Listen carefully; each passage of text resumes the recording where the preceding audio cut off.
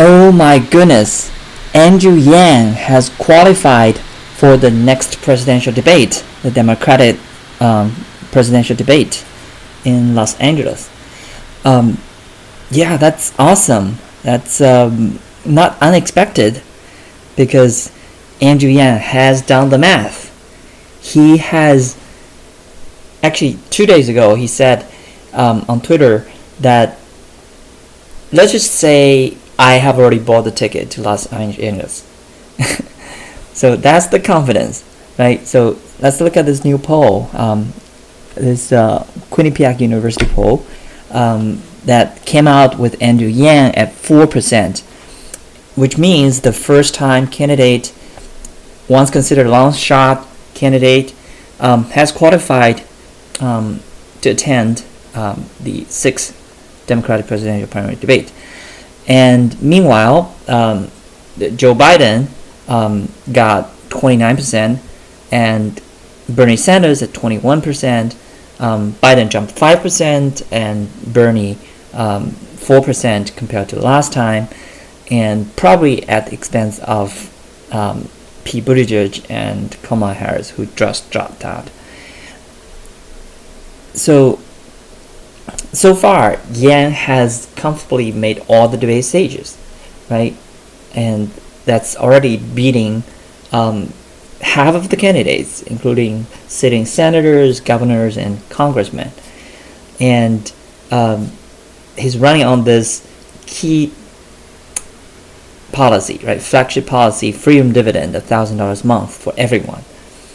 And despite the polls being, kind of biased, which I have no doubt about, because think about who takes the polls, right?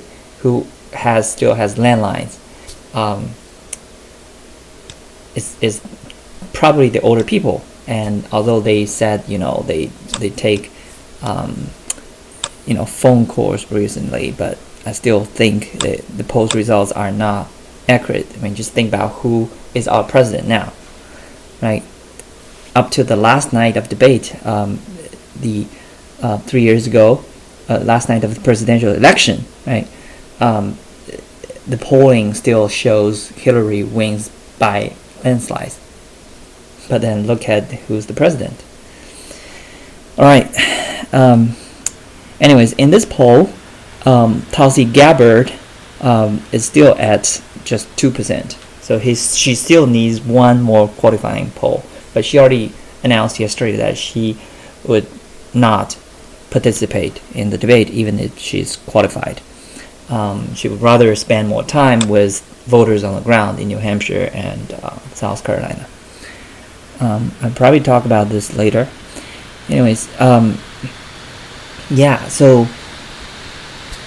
Andrew Yang now becomes the first non-Caucasian candidate to make the debate stage. Right? Everyone else is white. And so he's basically the only one with color. Just like the old Chinese saying goes, I will give you some color to CC. Alright.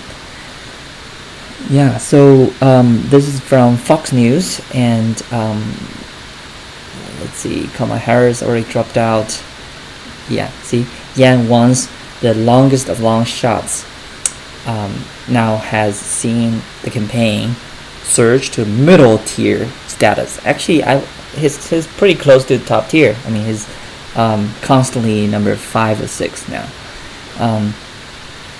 And we already see, when his campaign grows, other people are dropping out, right? So Mayor Pete this time plunged from 16% to 9%, and Elizabeth Warren is standing at 15%.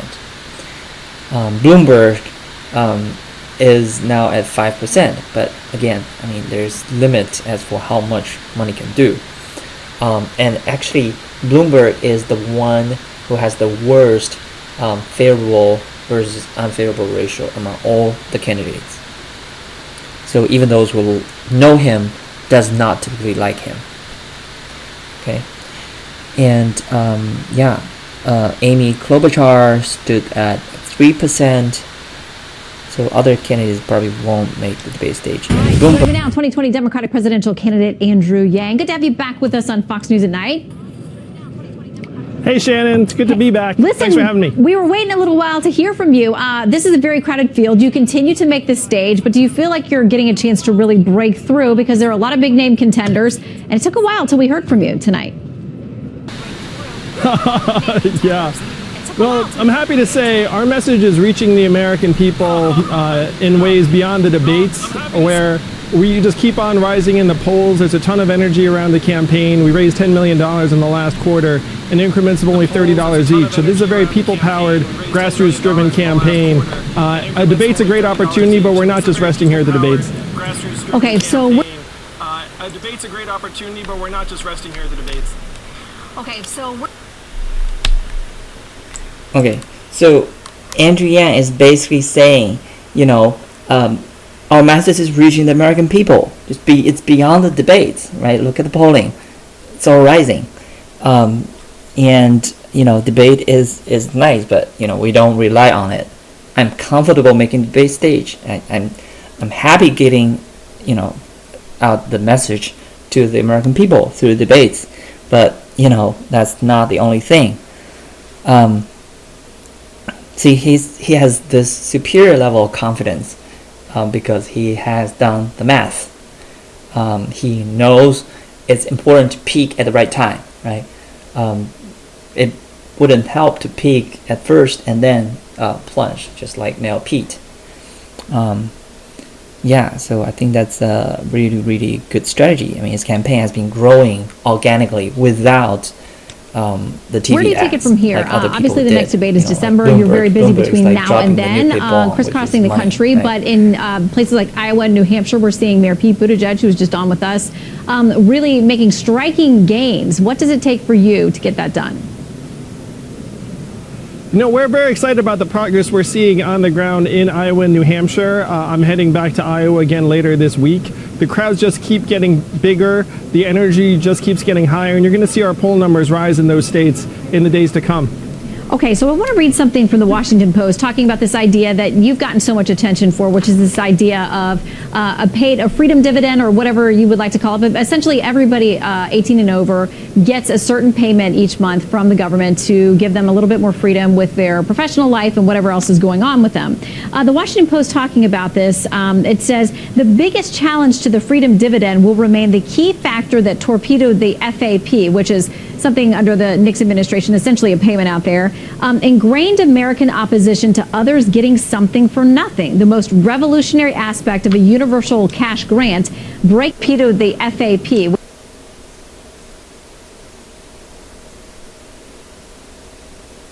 Actually, let's watch this again. So this is Washington Post. How reviving an old idea has fueled Andrew Yang's presidential campaign. Why hasn't random man, the quirky candidate with no political experience and no obvious qualifications, simply faded away long before now? By Jennifer Burns. That's a good question. I mean, they call him a something under the Nixon administration, essentially a payment out there. Ingrained American opposition to right, he's beating other people. So how is regularly beating senators, governors in the polls? Right?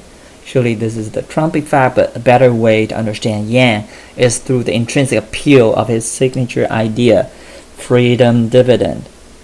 To others getting something for nothing, the most revolutionary aspect of a universal cash grant, breaking the link between work and reward, is also the most controversial. You certainly understand the objections to that concept. Of course. Well, the great thing, Shannon, is that if everyone's getting it, then that objection tends to disappear. And there's one state that's had a dividend for everyone in the state for almost 40 years, and that's a deep red conservative state, Alaska, where everyone there is getting an oil dividend of between $1,000 and $2,000 a year, and it's wildly popular 40 years in. What I'm saying is that technology is the oil of the 21st century, and we can do this for all of our people, particularly because right now the marketplace is not recognizing the kind of work that my wife does at home with our two boys every single day, or the work that millions of stay-at-home parents or caregivers are doing that we know is some of the most important work in our families and communities. So you also have a lot of concerns about automated AI, artificial intelligence. There was a new report out today that I saw that was talking about the fact that it's not just blue-collar jobs that need to be worried, it's white-collar jobs that need to be worried. You've continued to raise the red flag about this, but there are other reports out there saying it doesn't actually line up with the data, so that your worries about it are overblown. How do you respond? Well, Shannon, the people that know the most about this space are the most concerned. Where AI is about to leave the lab and start ripping through various organizations, I spoke to 70 CEOs in New York City and I asked them, how many of you are looking at having AI replace your back office clerical workers? And all 70 hands went up. People who are deep into the business world know that these changes are going to affect white-collar workers, lawyers, accountants, pharmacists, radiologists. It's not just drivers and warehouse workers and retail workers and call center workers. A lot of white-collar work is what's called repetitive cognitive work, and it's going to be subject to displacement by artificial intelligence in the days to come. That's one reason we need a dividend, so that we all have the means to transition through the greatest economic transformation in our country's history. Do you think that Americans are going to get on board with that, though? I mean, the fact is, and we talked about the breaking up the concept of work and reward and having a connection there, and knowing that this money is coming from taxpayer money. So a lot of folks are going out to work and they're worried about their own families and their own needs, know that they're paying into something that is going to support someone else who may or may not be working in the traditional sense, that they're going out and providing for their most basic needs themselves if they're physically able to do so. Well, I think she's turning Yang Gan to some extent, right? Because Andrew Yang is using, his innovative idea and data, facts, right, to appeal to people, and people are receptive, right? Smart people are receptive of the fact, we're in the greatest economic and technology transformation, right? The fourth industrial revolution, and freedom dividend becomes a necessity, basically, to get people prepared for this transition. So yeah, I think that's I'm also wondering, how many people there, right, in Atlanta, Yang Gang. Look at the crowd behind Andrew Yang. So let's see what he said next. Okay. Well, again, Shannon, everyone gets it, so it's not a situation where I'm paying into it and you're getting it, like we're all getting it. But you have to look up and say, who are the biggest winners in today's economy? Who are the trillion-dollar tech companies that are just sucking up more and more value? It's Amazon, Google, Facebook, Uber, and these giant companies that are paying either zero or near zero in taxes. That's where we're going to get the money to put this dividend into our hands and let it actually spread the benefits of all of this technological innovation in some parts of the economy to us, the owners and shareholders of this country. Why not? Okay. Yeah, I think she's probably gonna buy it. I mean, it's for everyone, right? There's no stigma attached to it, and there's no, oh, you get it, I don't. It's universal, and it's a way that everyone can share the economic abundance, right, the bounty of the 21st century, of the technological advancement. So it's those trillion-dollar companies, Amazon, Google, Facebook, they should pay their fair share when they automated away millions of jobs and then accumulated billions and billions of dollars in profit. You'll have some convincing to do of people who would like to just keep that in their own families and in their own hands, but that's why your campaign continues. People seem to love you and think you're having a great time out there while adding very different, different angle to these conversations that are very important. So we'll see you out there on the campaign trail. Andrew Yang, thank you. I appreciate the heck out of you, Shannon. Yep, thank you. Not just the campaign trail, but the next debate. Really look forward to Andrew Yang's performance and the message that he is going to bring up to the table. That's going to be really, really exciting to watch his debate, and